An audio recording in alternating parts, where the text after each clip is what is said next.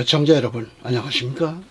오늘은 갈라디아서 5장 24절 26절 말씀을 봉독해 드린 다음 말씀을 전합니다.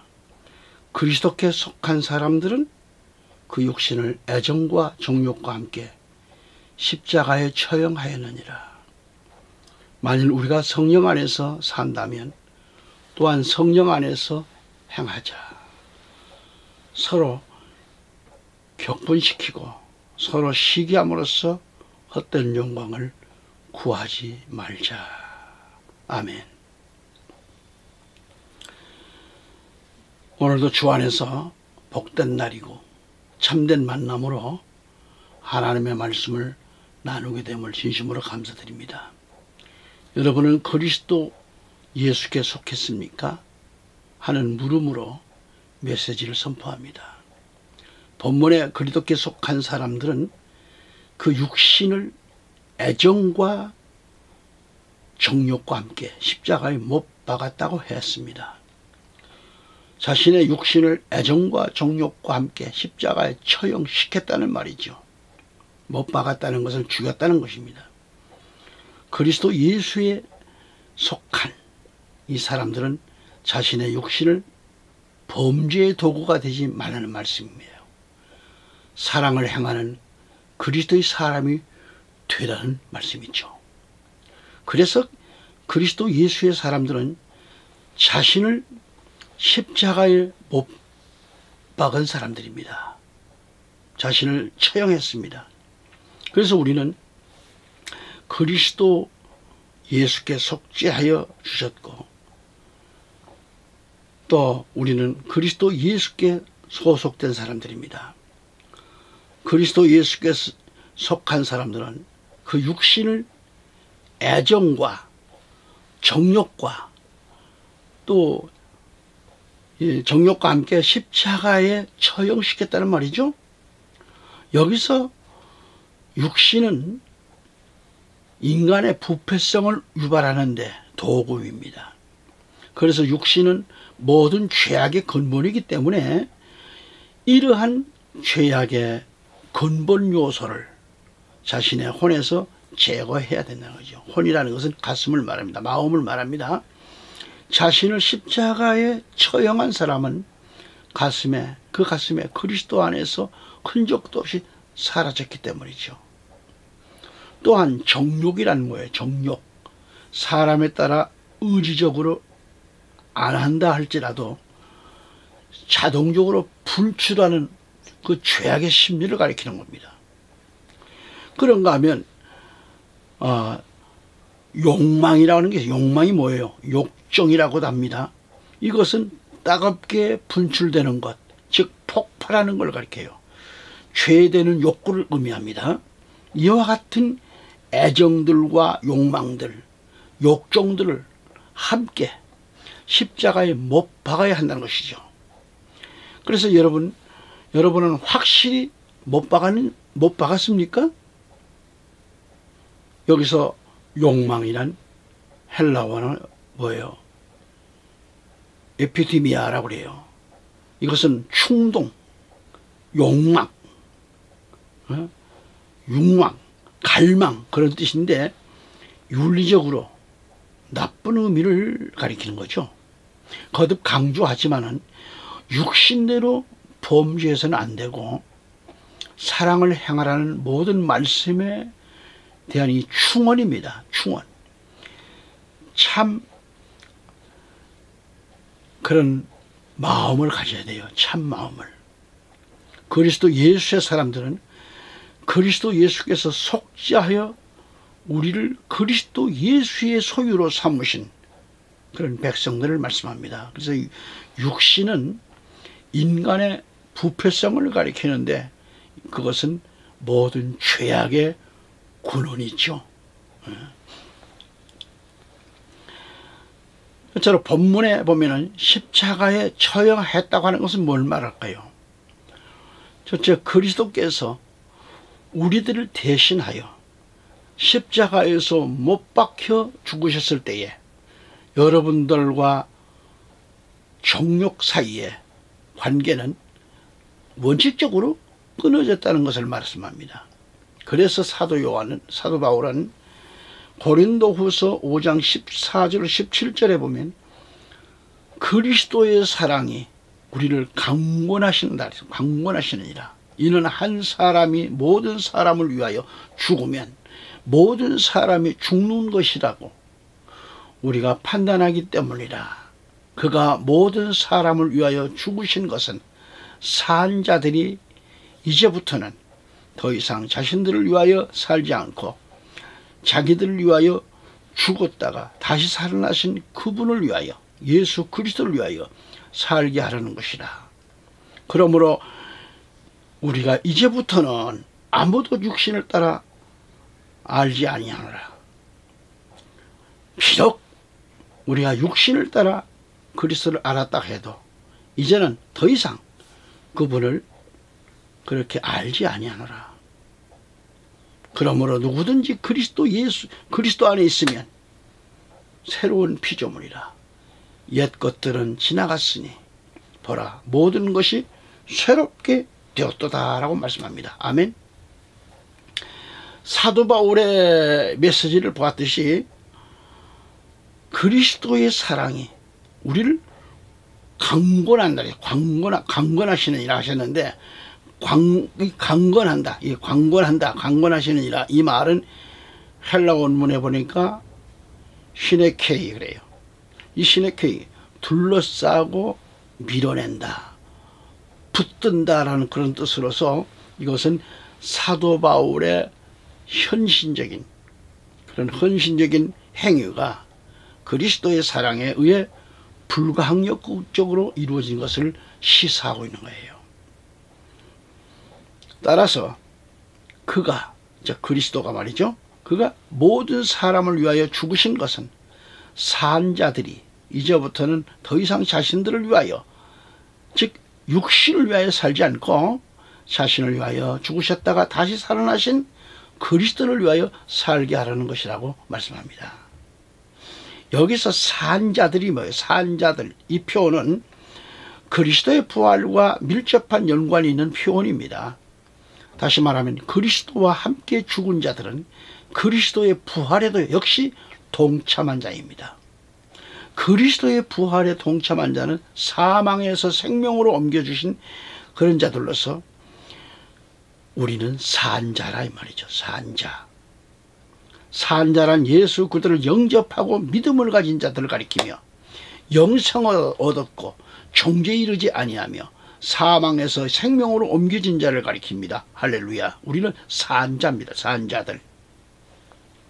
그래서 제가 보고 있는 이 표준 성경 요한복음 5장 24절에 가서 보면은 우리 예수님께서 말씀하십니다. 진실로 진실로 내가 너희에게 말하노니 나의 말을 듣고 나를 보내신 분을 믿는 자는 영원한 생명이 있으며 정죄에 들어가지 아니하고 오히려 사망에서 생명으로 넘겨지느니라 라고 했습니다. 아멘. 여기서 진실로 진실로 이 말씀은 헬라 원문의 아멘 그대로입니다. 히브리 원문에도 아멘이고요. 아멘은 동의합니다. 구약과 신약은. 그래서 설교를 들으면서도 아멘 그렇습니다. 동감입니다. 그런 뜻이죠. 이 아멘은 마태복음에 31번 나와요. 마가복음에 13번, 누가복음에 6번, 요한복음에는 진실로라는 말씀이, 진실로라는 말씀이 2번 반복된 어구를 25번 사용되어 있습니다. 예레미야 28장 6절에 가서 보면 선지자 예레미야는 모든 포로를 바벨론에서 귀환시킬 것이라고 하는 하나님의 말씀에 아멘을 응답합니다. 또한 선지자 예레미야는 예레미야 11장 5절에서 언약의 말씀을 지키지 않는 자들에게 저주를 내리라는 하나님의 위협적인 말씀에 아멘으로 동의합니다. 또한 선지자 느헤미야는 느헤미야 5장 13절에 보면 선지자 느헤미야의 입에서 선포되는 저주의 위협에서도 아멘으로 이스라엘 백성들은 아멘함으로 약속을 확정함으로 봅니다. 이러한 아멘은 만일 자신이 죄를 범했을 때 자신에게 저주가 내리기를 요청한다는 얘기죠. 그래서 또한 중요한 건 뭐냐, 예배를 마칠 때 성령의 응답으로 하나님에 대한 찬양에 동치한 찬동한다 이 말이죠.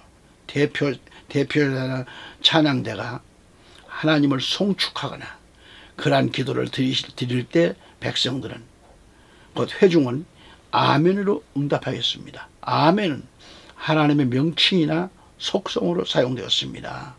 이 말씀은 성경 여러 군데 이렇게 기록이 되어 있습니다만, 어쨌든 주를 영접한 영원 무궁한 송축할지, 영원 무궁토록 송축할지어다 그랬어요, 하나님 백성들은. 그래서 반복된 아멘입니다. 아멘, 아멘 합니다. 시편에는 2번씩 아멘, 아멘 하는 곳이 많습니다. 표준 성경을 보더라도 이사야 65장 16절을 보면 진리의 하나님, 진리의 하나님 이해가 나와요. 진리의 하나님, 진리의 하나님으로 이해가 이렇게 칭하고 있습니다. 또는 하나님 자신이 위에서 말한 바와 같이 확증의 증인이기 때문에 아멘의 하나님으로 칭하고 이렇게 있을 알 수 있습니다. 한마디로 신구약 성경 하나님 말씀의 맥이 진실로 아멘의 말씀으로 이루어져 있다는 말이죠. 아멘. 그런데 이 아멘은 첫째로 예수의 독특한 언어 습관이고요, 두 번째는 이에 적합한 헬라어 단어를 사용하지 않고 히브리어를 그대로 음적하여 반복 사용했다는 것을 보여줍니다. 그래서 주경가 에벨링은 예수가 아멘이라는 말을 사용한 것은 자기 자신의 말과 동일시한 것을 의미한다고 했고요. 그 다음에 이러한 동일성 속에서 그리스도는 스스로를 하나님의 실제에 의해 충만하게 했으며, 따라서 그리스도 자신의 실존은 그리스도를 통해서 선포되는 말씀들을 참되고 실제적인 것으로 만드는 데에 그 의가 있음을 인식하고 있었다고 말합니다. 요한복음 6장 47절 가보면 영생을 가졌나니 그렇게 말씀합니다. 영생을 가졌느니라. 이 말씀의 표현은 본문 말씀을 관통하는 그 핵심 주제입니다. 예컨대 요한복음 3장 15절, 16절, 36절, 또 5장 24절, 20장 31절 등등. 그리고 이거 보면은 바로 가졌나니, 이 말의 헬라어의 에케이가 현재 시제이므로 본 구절에서 영생을 가졌나니, 이것은 또한 영원한 생명이 있느니라는 그런 뜻입니다. 그러니까 예수를 믿는 자는 믿는 그 시점부터 영원한 생명을 소유하고 있다는 말이죠. 아멘. 영생이라는 말은 기본적으로 삶을 지속하는 것을 의미하고 있습니다. 포괄적인 의미에서 영생은 그리스도 안에서의 삶을 의미하는 거죠. 이 생명이 중생의 결과로 주어졌기 때문에 성도는 이 현재의 영생을, 생명을 소유하고 있다는 말씀이에요. 그 결과 우리가 부활할 때 완전한 의미의 영생을 소유하게 된다는 얘기입니다. 아멘. 따라서 이 체험이 있는 성도는 마땅히 아담 이후 창조주 하나님을 거역하고 자신을 스스로 주인 행세해 왔던 그렇게 잘못된 삶을 청산하고 그리스도 안에서 죽이고 예수 그리스도 함께 부활하게 될 것을 믿고 하나님을 주인으로 섬기는 그런 삶을 살아야 할 것을 의미하고 있는 거예요. 그래서 사도 바울은 자기중심적 삶을 갖고 있는 것은 거짓 사도들과 고린도 교인들을 엄히 책망합니다. 그러면서 바울 자신의 삶은 하나님을 주인으로 섬기고 있었다는 것을 문맥상 보여주고 있는 거죠. 그래서 갈라디아서 5장 25절에 가서 말씀 보면은 만일 우리가 성령 안에서 산다면 또한 성령 안에서 행하자 그래요. 사도 바울의 이 말씀의 의미는 뭐예요? 성령으로 삶을 말씀하고 있는 거예요. 우리가 성령 안에서 산다면 또한 성령 안에서 행할 것을 강조하고 있는 거예요. 강조하고 있는 거예요. 그렇게 살아야 돼요. 거듭 말해서 성령으로 삶은 오직 예수 그리스도로 인하여 성령의 역사하심이 바로 우리를 중생하게 하시면서 우리들로 하여금 거룩하게 살도록 이루는 그런 말씀이기도 합니다.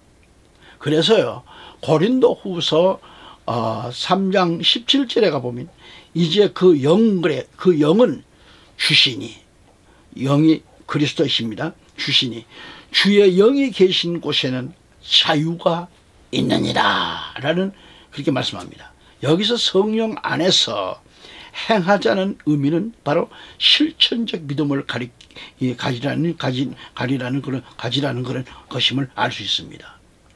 거듭 말씀드려서 성령의 인도를 받으면서 순종하는 삶을 가지라는 거지요. 아멘. 참고적으로 빌립보서 2장 2절 13절 가보면 그러므로 나의 사랑하는 자들아 너희가 항상 복종했던 것처럼 내가 있을 때뿐만 아니라 내가 없는 지금도 더욱더 두려움과 떨림으로 너희 구원을 온전히 이루라. 이는 너희 안에서 역사하시는 분은 하나님이시니 그분의 선한 기쁘심에 따라 뜻을 두고 행하게 하려 하심이라 라고 했습니다. 사도 바울은 갈라디아서 5장 16절로 26절까지 말씀을 보면은 이 구절이 조금은 좀 길지만은 제가 다 읽어드리겠습니다. 내가 이것을 말하노니 성령 안에서 행하라. 그리하면 너희는 육신의 정욕을 이루지 아니하리라. 육신은 성령을 거슬러 욕심을 부리며 성령은 육신을 거스리나니 이들은 서로 반복하여서 너희가 하고자 하는 것을 하지 못하게 하느니라. 그러나 너희가 성령의 인도하심을 받는다면 너희는 율법 아래 있지 아니하느니라.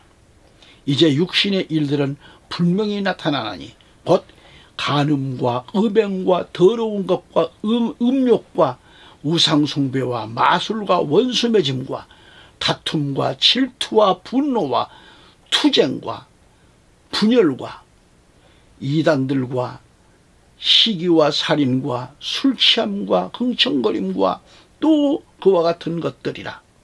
내가 전에 말한 바와 같이 미리 말하노니 그런 짓들을 하는 자들은 하나님의 나라를 상속받지 못할 것이라.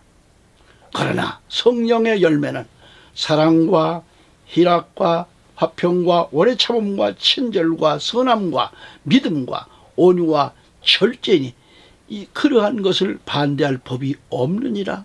그러므로 그리스도께 속한 사람들은 그 육신을 애정과 정욕과 함께 십자가에 처형하였느니라. 만일 우리가 성령 안에서 산다면 또한 성령 안에서 행하자.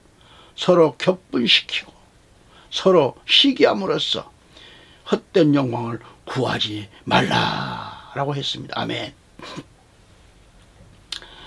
봉독해드린 갈라디아서 5장 16절 26절은 적어도 여러분들 10회 이상은 좀 읽으세요. 보면합니다. 10회 이상은 좀 읽으시면서 자기 신앙을 좀 정리를 좀 해보세요. 정말 자신의 그 믿음이 정리가 되면서 더욱 성숙된 신앙인으로서 그 삶을 갖게 될 것을 저는 믿습니다. 적어도 10회 이상 읽어보세요. 이 말씀을 5가지로 설명을 한다면, 첫째는 우리는 성령을 따라 실천하고 그리스도의 길을 가야 합니다. 16절에. 그리고 따라서 우리 기독인은 날마다 성령을 따라 살기를 결정해야 합니다. 이것이 바로 선택입니다. 아멘.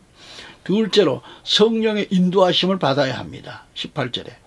이 말씀의 의미는 뭐예요? 나와 여러분이 가야 할 곳을 성령의 인도하심을 받아 따라야 돼요. 성령 하나님은 나와 여러분이 가야 할 곳으로 인도하십니다. 불순종하지 않고 성령의 인도하심을 받도록 자신을 허용하라는 것입니다. 로마서 8장 14절에 무릇 하나님의 영으로 인도함을 받는 이들은 곧 하나님의 아들들이니라고 하셨습니다. 고린도전서 12장 2절에 보면 너희도 알거니와 너희가 이방인이었을 때는 말 못하는 우상들에게 이끌림을 받는 대로 끌려갔느니라. 우리의 일은 인도하는 것이 아니라 따르는 것이다라고 했습니다. 아멘. 세 번째로 다시 갈라디아서 5장 25절을 보면 만일 우리가 성령 안에서 산다면 또한 성령 안에서 행하자라고 했습니다. 그러니까 사도 바울은 중생의 경험을 말하면서 또 모든 신앙인들의 삶의 특징이 되어야 할 것을 언급하면서 성도들을 향하여 중생의 경험이 날마다 갱신되어야 할 것을 이렇게 가르치고 있는 거죠. 성도들은 날마다 기도를 통해서 말씀을 통해서 성령의 인도함을 받으면서 거룩하게 살아야 할 것을 여기서 말씀하고 있는 거예요. 이걸 가르치는 겁니다. 아멘. 네 번째는 사도 바울은 또한 갈라디아 5장 25절에서 만일 우리가 성령 안에서 산다면 또한 성령 안에서 행하자 그랬습니다. 여기서 행하자라고 이렇게 번역된 단어는 16절에 행하라는 단어는 걸으라는 의미입니다. 이 말의 원어 스케이케오는 대열을 갖추어 나아가다, 발을 맞추다, 순응하다라는 뜻의 군사적인 용어입니다. 그래서 여기서 성령께서 우리에게 삶을 주실 뿐만 아니라 날마다 삶을 지도해 주신다는 이 개념이 내포되어 있어요. 그래서 이것은 또한 걸어야 할 그 삶의 길이었음을 의미합니다. 다섯 번째는 사도 바울은 다시 24절로 갑니다. 그리스도께 속한 사람들은 그 육신을 애정과 정욕과 십자가에 처형하였느니라고 했죠. 그리스도께 속한 사람들은 그 육신의 정욕을 죽이고자 굳게 결심해야 돼요. 물론 바울은 은유적으로 말하고 있습니다. 우리는 영적인 삶을 정말 잘 알아야 되죠. 영적인 삶을 먹이고 육신적인 욕망을 굶주리게 함으로 육체를 십자가에 못 박는 거예요. 그래서 26절에 보면 서로 격분시키고 서로 시기 함으로써 헛된 영광을 구하지 말라 그랬어요. 헛된 영광을 구하지 말라. 여러분 신앙생활이 헛된 영광을 구하는 신앙이라면 안 됩니다. 여기서 서로가 격분시키지 말라겠어요. 개혁성경에는 노엽게 하지 말라고 했습니다. 원문적으로는 격동시키다인데 격분시켜서 안 된다는 거예요. 그리고 시기함으로써 헛된 영광을 구하지 말라는 얘기입니다. 우리 한국교회의 흐름을 보면 알 수 있듯이 교회 안에서 분쟁이 일어나고 그리고 격분하고 시기하고 싸움이 일어나고 급기야는 하나님의 영광을 가리는 그런 법적 싸움으로 서로가 잘했다고 고소 고발로 이루어지고 아주 어지럽고 추한 꼴이 말이 아닙니다. 왜 그렇게까지 나가는지 말이죠. 교회 안에서 이러한 분쟁이 일어나지 않도록 하라는 겁니다. 교회는 물론 총회나 노회에서도 감투 싸움으로 성들어서의 존엄성이 깨어지고 있는 거죠. 교회 안에서 높아지기를 원하면 그것은 헛된 영광을 구하는 일입니다. 베드로전서 1장 24절은 뭐라고 얘기했을까요? 이는 모든 육체는 풀과 같고 사람의 모든 영광은 풀의 꽃과 같으며 풀은 마르고 꽃은 져도라고 했습니다. 져도 꽃이 지는 거죠. 그래서 모든 육체는 천년 만년 살 것처럼 권력과 감투에 편가르게 하고 싸움질을 하고 야단 법석이지만 그 육신 덩어리가 그 육신의 몸이 그래 봐야 풀과 같다는 얘기예요. 모든 영광도 풀의 꽃과 같고 풀은 마르고 꽃이 시들어지는 것처럼 헛된 영광을 구하지 말라는 말씀이죠. 여러분 그런 얘기를 많이 들었죠? 화무시비롱 이런 격언이 있는데 열흘 동안 붉은 꽃은 없다 그랬어요. 열흘 동안 불꽃이 없다. 그런 뜻과 같이 어떤 권력도 10년을 가지 못한다. 그런 얘기예요. 그러니까 또한 권불 10년이라고도 말합니다. 이것은 뭐예요? 화무 11홍과도 짝을 이루어 말하기도 합니다. 한마디로 꽃이 피어한 때 아름다움을 뽐내고 그렇게 정말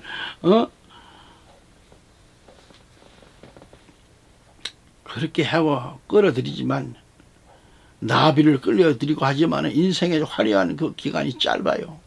화사했던 날들이 금방 사라져 버린다는 이 롤러코스터 같은 그런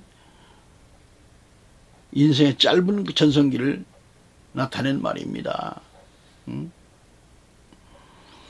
천국에서는 낮아지는 자가 실상 높아지는 것인데 그와 반대로 높아지기를 원하면 어리석은 생각, 이건 마귀적인 거죠.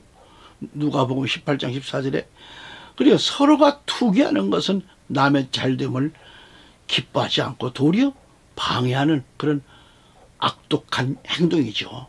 다시 말씀드리면 갈라디아서 5장 22, 24절을 보면은 그리스도께 속한 사람들은 그 육신을 애정과 정욕과 함께 십자가에 처형하였느니라. 만일 우리가 성령 안에서 산다면 또한 성령 안에서 행하자. 서로 격분시키고 서로 시기함으로써 헛된 영광을 구하지 말자라고 했습니다. 아멘. 오늘 또 여기서 말씀을 줄입니다.